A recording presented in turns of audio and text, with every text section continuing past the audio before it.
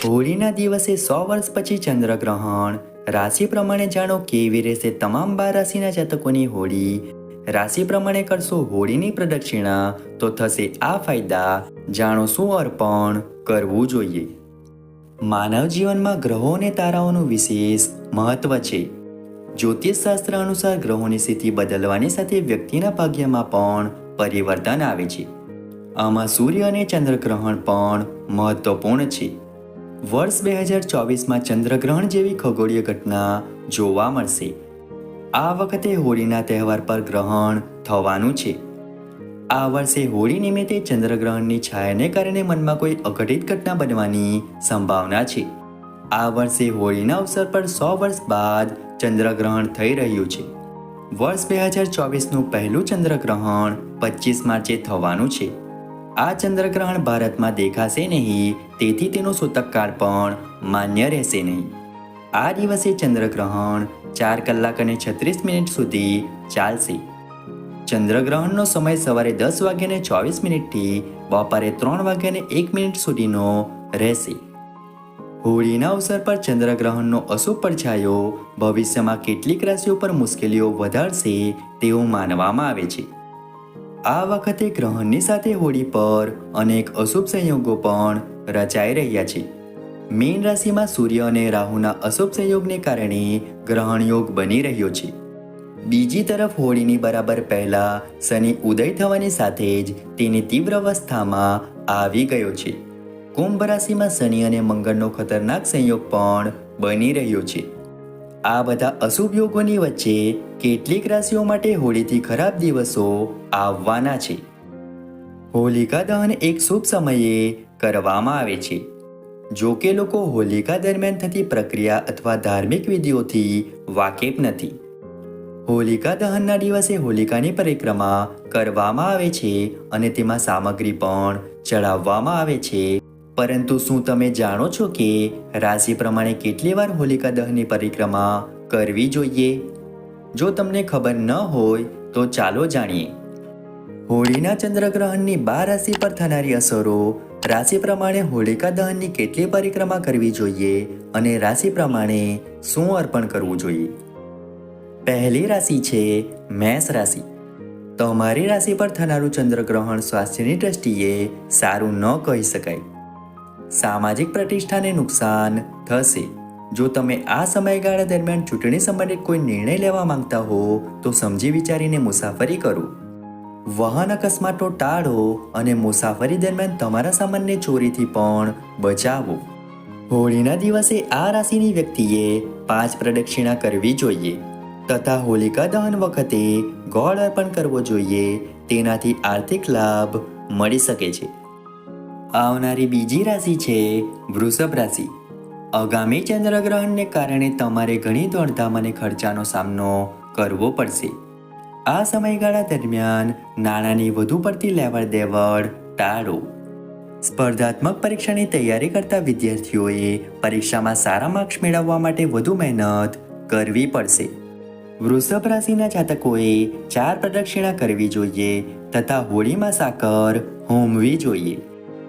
આવનારી ત્રીજી રાશિ છે મિથુન રાશિ.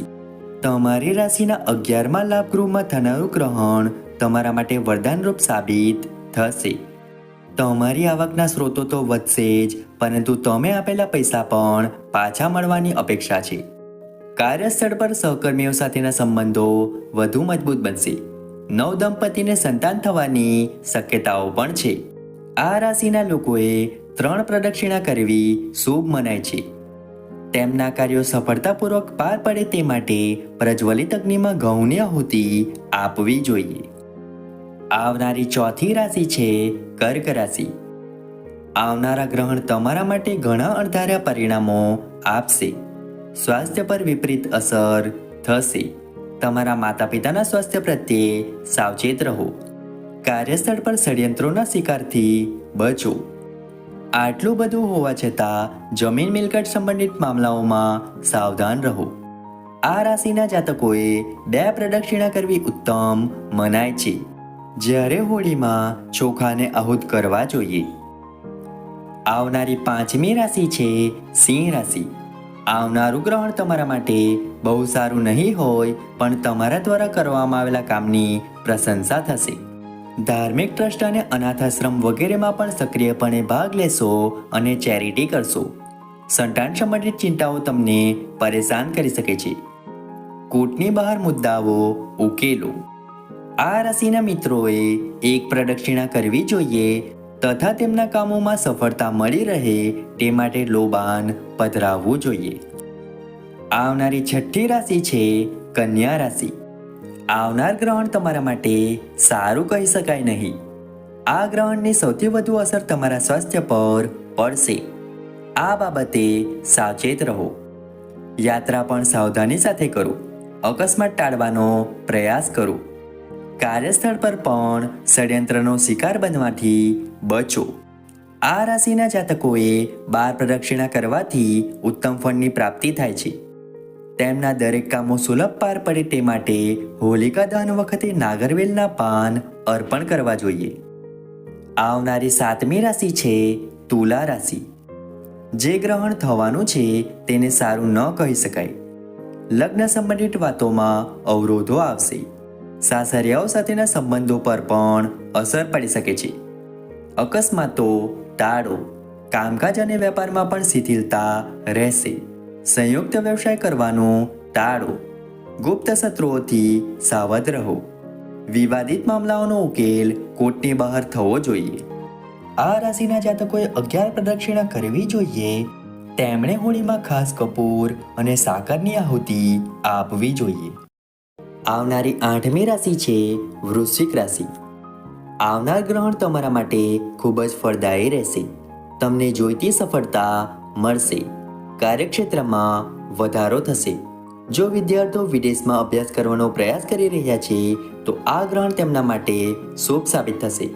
ગુપ્ત શત્રુઓથી બચો, નહીંતર તેઓ નુકસાન પહોંચાડવામાં પાછળ નહીં રહે.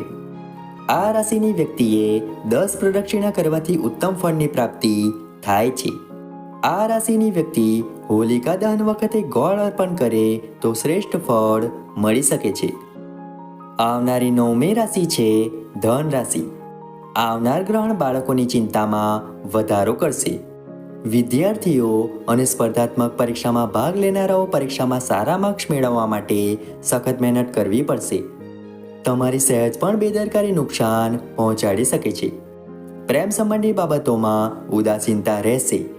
જો તમે પ્રેમ લગ્ન કરવાનો પ્રયાસ કરી રહ્યા છો તો તમારી તકો વધુ સારી છે. આ રાશિના જાતકોએ હોળીની 9 પ્રદક્ષિણા કરવી લાભદાયી છે. તેમણે ઈચ્છિત ફળ પ્રાપ્ત કરવા માટે ચણાની દાળ અગ્નિમાં આહુતિ કરવી જોઈએ. આવનારી 10મી રાશિ છે મકર રાશિ. આગામી ગ્રહણ તમારા માટે પારિવારિક વિખવાદ અને માનસિક અશાંતિનું કારણ બનશે. તમારા માતા પિતાના સ્વાસ્થ્ય પ્રત્યે સચેત રહો. જો તમે મકાન કે વાહન ખરીદવા માંગતા હો તો તે દ્રષ્ટિકોણથી ગ્રહણ અનુકૂળ રહેશે. સ્વજનો તરફથી અપ્રિય સમાચાર મળવાની સંભાવના છે. આ રાશિના લોકોએ 5 પ્રદક્ષિણા કરવી તથા હોળીમાં કાળા તલની આહુતિ આપવી. આવનારી 11મી રાશિ છે કુંભ રાશિ. આવનાર ગ્રહણ તમારા સ્વભાવમાં આક્રમકતા લાવી શકે છે, પરંતુ તમારી શક્તિની મદદથી તમે મુશ્કેલ પરિસ્થિતિઓને પણ સરળતાથી પાર કરી શકશો. જે લોકો તમારું અપમાન કરવાનો પ્રયાસ કરી રહ્યા હતા એ જ લોકો મદદ માટે આગળ આવશે. ધાર્મિક બાબતોમાં સક્રિયપણે ભાગ લેશો અને દાન પણ કરશો. આ રાશિના લોકોએ 7 પ્રદક્ષિણા કરવી જોઈએ અને તેમણે હોળીમાં રાઈ હોમવી જોઈએ. આવનારી 12મી રાશિ છે મીન રાશિ. જે ગ્રહણ થવાનું છે તે બહુ સારું ન કહી શકાય. તમારે અનેક પ્રકારના ઉતાર ચઢાવનો સામનો કરવો પડશે. કોઈને વધારે પૈસા ઉધાર ન આપો, નહીં તો સમયસર પૈસા પાછા નહીં મળે. સરકારી વિભાગોમાં ટેન્ડર વગેરે માટે અરજી કરવી પણ વધુ સારી રહેશે. આ રાશિના લોકોએ 6 પ્રદક્ષિણા કરવી જોઈએ. હોલિકા દહન વખતે તેમણે હળદર અર્પણ કરવી જોઈએ.